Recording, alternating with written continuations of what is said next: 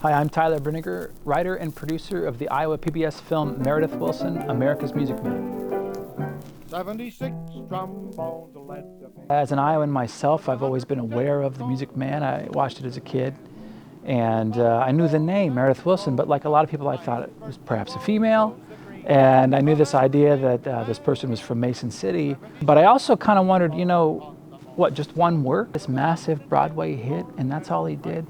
It's not the case.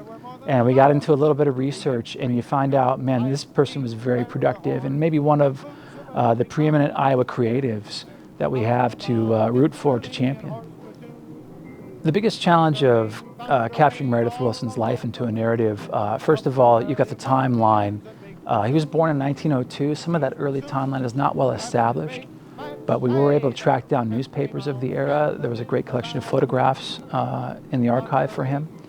But beyond that, to condense everything he did into an hour was really a struggle. And so the challenge was to determine, how do you include it all and still make it interesting and not a bullet point list? How do you make it part of his narrative? And I hope we've done that.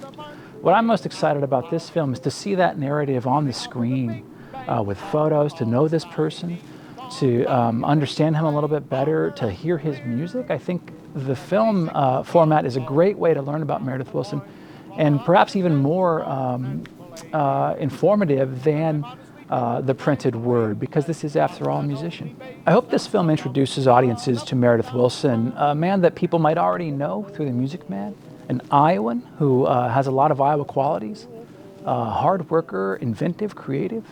But I also hope it inspires folks to think about the many avenues that you could use your skill set and do different things. And as I said before, at age 55, he makes The Music Man the thing that he would be known for, that we're talking about him for now. And so perhaps it's never too late, and to trust yourself a little bit and keep pushing. The one and only bass, and I up and down the square.